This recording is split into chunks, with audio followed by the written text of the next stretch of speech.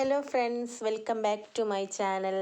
അപ്പോൾ ഇന്നത്തെ വീഡിയോയിൽ നമുക്ക് കാന്താരിയുടെ വിശേഷങ്ങൾ എന്തൊക്കെയാണെന്ന് നോക്കാം കേട്ടോ.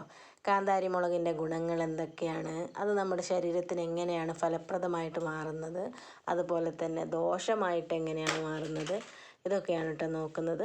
അപ്പോൾ മുളക് വർഗ്ഗങ്ങളിൽപ്പെട്ട കാന്താരി മുളകിൻ്റെ വിശേഷങ്ങൾ പറഞ്ഞാൽ തീരൂല. എന്നാലും കേരളത്തിൽ കറികളിൽ ഉപയോഗിക്കുന്ന മുളക് വർഗ്ഗത്തിൽപ്പെട്ട ഒരു ചെറിയ ചെടിയാണ് കാന്താരി. വടക്കൻ കേരളത്തിൽ ഇതിനെ ചീനിമുളക് എന്നാണ് കേട്ടോ പറയുന്നത്. കറികൾക്ക് എരിവ് രസം വരുത്താൻ ഉപയോഗിക്കുന്ന കാന്താരിയുടെ ശാസ്ത്രീയ നാമം ക്യാപ്സിക്കം ഫ്രൂട്ടിസെൻസ് എന്നാണ്.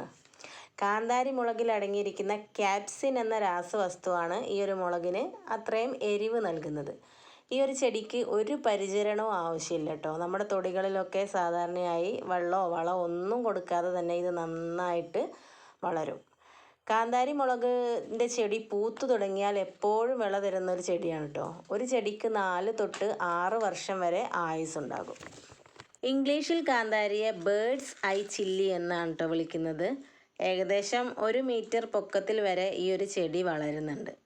വെളുപ്പ് കലർന്ന പച്ച നിറത്തോടു കൂടിയാണ് കാന്താരിയുടെ പൂക്കൾ ഉണ്ടാകുന്നത്. നമ്മൾ അത്ര പെട്ടെന്ന് ശ്രദ്ധിക്കില്ല, ചെറിയ പൂക്കളാണ്. അതുപോലെ തന്നെ കായ്ച്ചു കഴിഞ്ഞാൽ പച്ച കളറായിരിക്കും കായ. പാകമായി തുടങ്ങുമ്പോൾ ചുവപ്പ് കളറോ അല്ലെങ്കിൽ മഞ്ഞ കലർന്ന ചുവപ്പ് കളറോ ആയി മാറും. വളരെയധികം എരിവ് കൂടിയൊരു മുളകാണ് കാന്താരി. അതുകൊണ്ട് തന്നെ ആയിരിക്കും ചിലപ്പോൾ അതിന് കാന്താരി എന്നുള്ള പേര് പോലും വന്നത്. വിശപ്പ് വർദ്ധിപ്പിക്കാനും കൊഴുപ്പ് കുറയ്ക്കാനും കാന്താരിക്ക് കഴിവുണ്ട് എന്ന് പഠനങ്ങൾ തെളിഞ്ഞിട്ടുണ്ട് കേട്ടോ.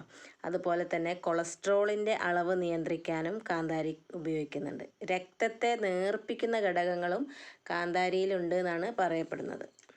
ഭക്ഷണം ഉണ്ടാക്കുമ്പോൾ എരിവിനു വേണ്ടി ഉപയോഗിക്കുന്നതിന് പുറമെ തന്നെ നല്ലൊരു ഔഷധമായും കാന്താരി ഉപയോഗിക്കുന്നുണ്ട്. വൈദ്യശാസ്ത്രത്തിൽ കാന്താരി വാതരോഗങ്ങൾക്ക് ശമനമുണ്ടാക്കാനും അജീർണം, വായുക്ഷോഭം, പൊണ്ണത്തടി, പല്ലുവേദന എന്നിവയൊക്കെ സുഖപ്പെടുത്താനും ഉപയോഗിച്ച് വരുന്നുണ്ട് കേട്ടോ. കാന്താരി അരച്ച് സോപ്പ് ലായനിയിൽ കലക്കി നല്ല ഒന്നാന്തരം കീടനാശിനിയായും ഉപയോഗിക്കാമെന്നാണ് പുതിയ അറിവ്. നമ്മുടെ തൊടിയിലും പറമ്പിലും ഒക്കെ ധാരാളമായിട്ട് കാണുന്ന കാന്താരി മുളകിന് ഇന്ന് രാജകീയ പദവിയാണുള്ളത്. കാന്താരിയുടെ ഒരു ഔഷധ ഗുണം മനസ്സിലാക്കിയോണ്ട് തന്നെ ആയിരിക്കും വിപണിയിലൊക്കെ നല്ല വില കൊടുക്കാതെ നമുക്കിത് ഇപ്പോൾ കടയിൽ നിന്നൊന്നും കിട്ടൂല. കാന്താരി മുളകിലുള്ള ക്യാപ്സിസിനിൽ ധാരാളം ഗുണങ്ങളുണ്ട്. ക്യാപ്സിസിൻ ദഹനത്തെ കുറയ്ക്കാനും കൊളസ്ട്രോളിനെ നിയന്ത്രിക്കാനും സഹായിക്കുന്നുണ്ട്. ചീത്ത കൊളസ്ട്രോളായ LDLും ട്രൈഗ്ലിസറൈഡും HDLൽ വ്യത്യാസം വരുത്താതെ കാന്താരി കുറയ്ക്കാൻ സഹായിക്കുന്നുണ്ട്.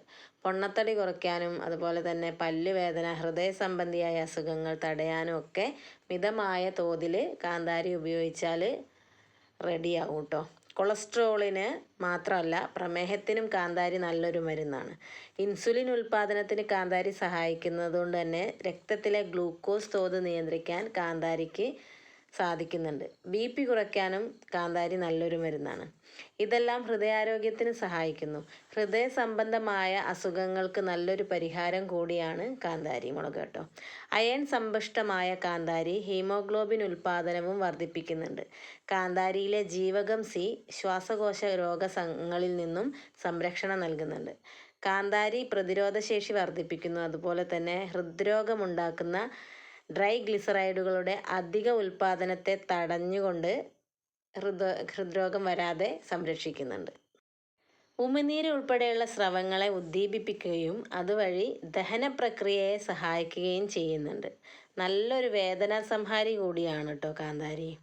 വൈറ്റമിൻസായ A, C, E എന്നിവയാൽ സന്തുഷ്ടമായ കാന്താരി മുളകിൽ കാൽസ്യം, അയേൺ, പൊട്ടാസ്യം, ഫോസ്ഫറസ് എന്നിവയൊക്കെ നല്ല തോതിൽ അടങ്ങിയിട്ടുണ്ട്.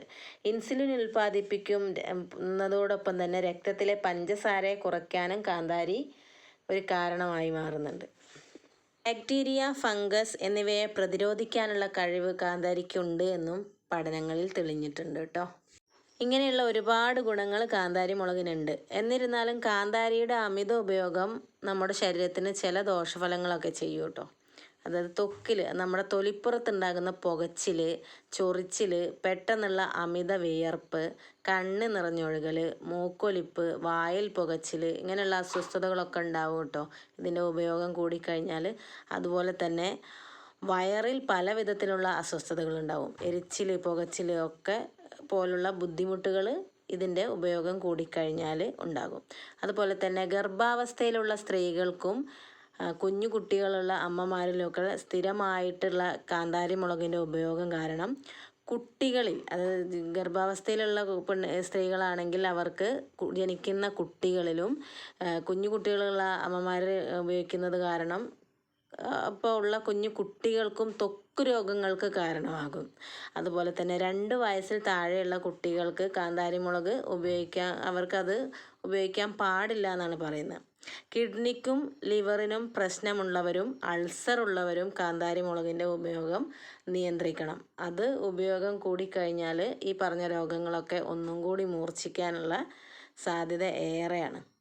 അതുപോലെ തന്നെ കാന്താരി മുളക് തനിയെ കഴിക്കുന്നതിനേക്കാൾ ഉത്തമം മറ്റു ഭക്ഷണങ്ങളിൽ ചേർത്തുണ്ടാക്കുന്നതാണ് കേട്ടോ. കറികളിൽ ചേർത്തോ ഉപ്പേരിയോ ചമ്മന്തിയായോ അങ്ങനെയൊക്കെ ഉപയോഗിക്കുന്നതാണ് ഉത്തമം. ഇത്രയും ഗുണങ്ങളൊക്കെ ഉള്ള കാന്താരി മുളകിനെ നമ്മൾ കാര്യമായി തന്നെ പരിഗണിക്കേണ്ട സമയം കഴിഞ്ഞു പോയിട്ടില്ലേ? അപ്പോൾ മറ്റൊരു വീഡിയോയുമായിട്ട് വീണ്ടും കാണാം. താങ്ക്